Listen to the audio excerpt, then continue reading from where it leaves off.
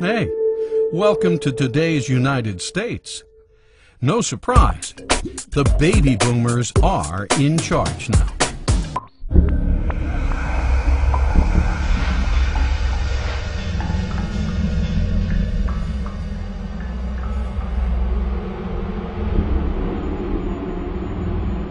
The United States has undergone a cultural, moral, and religious revolution. And a militant secularism has arisen in this country. It's always had a hold on the intellectual and academic elites. But in the 1960s, it captured the young in the universities and the colleges, and we had this great battle, cultural war begin then nationally. And since then, if you will, secularism has really achieved dominance in the academic community and the intellectual community and the entertainment community in Hollywood, among part of the political community, but not the nation as a whole. However, it is much stronger than it was, and so this is the basis of the great cultural war we're undergoing right now. And this militant, it is an anti-Christian, anti-God, anti-traditionalist revolution. It's partly the sexual revolution has a lot to do with it and how people live. And so we are two countries now. We are two countries morally and socially and culturally and theologically, and cultural wars do not lend themselves to peaceful coexistence. One side prevails or the other prevails, and the truth is that while the conservatives, in my judgment, we won the Cold War with political and economic communism, we've lost the cultural war with cultural Marxism, which I think has prevailed pretty much in the United States, or is now the dominant culture, whereas those of us who are traditionalists, we are, if you will, the counterculture. What exactly is cultural Marxism, the dominant culture of today?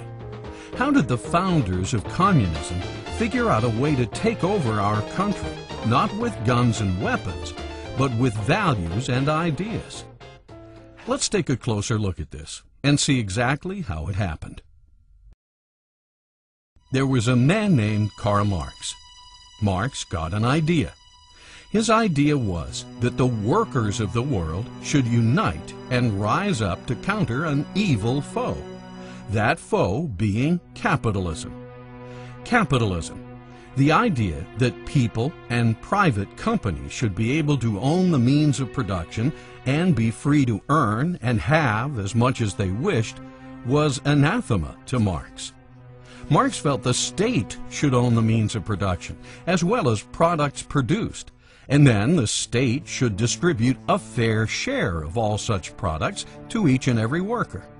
Thus, in his book, The Communist Manifesto, Karl Marx thundered, "Workers of the world, unite!" Sure that he had a principle to unify all workers in every country, Marx looked forward to eventually taking over the world.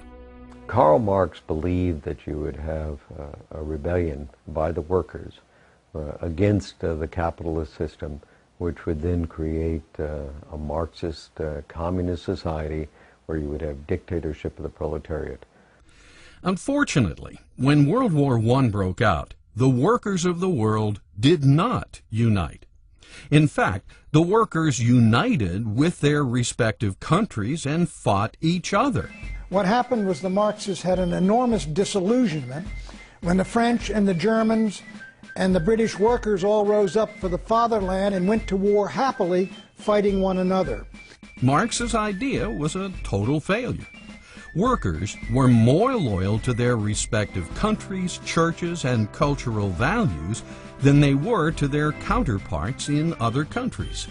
They did not want to give up their houses, their cars, their stoves, their products. They did not want to have a classless society.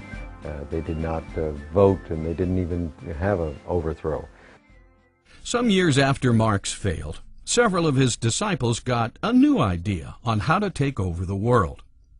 One of his disciples, Antonio Gramsci, while where else but in prison, wrote up a series of plans, now known as the prison notebooks. In this plan, Gramsci announced, the workers of the world will unite only after the long march is over. The long march? In other words, they had to get into the culture and change the way of people's thinking. And if people were thinking about patriotism and nation and God and country, that was a mechanism which was too resistant to Marxism. It could never take hold. So you had to erode and destroy that in the individuals. That began what's called the long march through the institutions, through the seminaries, through the churches, through the media, through Hollywood, and all the rest of it, to create an anti-Christian culture which would destroy the Christian beliefs and convictions in the vast majority of the people, so they would embrace the ideas of Marxism, and they would embrace the ideas that they had rejected, and they would be open to a takeover, basically, by Marxists. Now, not political Marxists, but cultural Marxists. Rather than workers uniting and marching into battle, thus seizing power through force, they would make a long march through the institutions.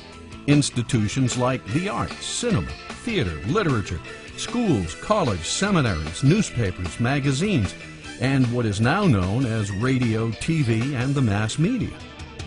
Once this march is over, all the barriers to the acceptance of Marxism will have been quietly and systematically removed. So to get to that point, they said we have to destroy the culture, and what they were talking about was the Christian culture, what we used to call Christendom or Western civilization. If you can break people away from religious affinities, for example, where they would turn to their community, their religious community, for support and help, or they would turn to Scripture for answers to certain perplexing questions. If they have an affinity to their religion, they might say, well, we're not going to go along with government because it's contrary to my religion. So cultural Marxism would attack religion of all kinds. Doesn't make any difference, because there was another place where people could go other than to the government for support and for answers. We, the people, will have thus been indoctrinated or brainwashed into seeing the wisdom of Marxism and the folly of capitalism.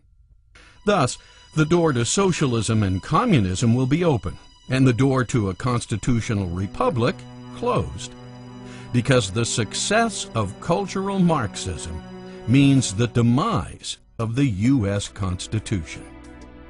The Constitution is a set of principles.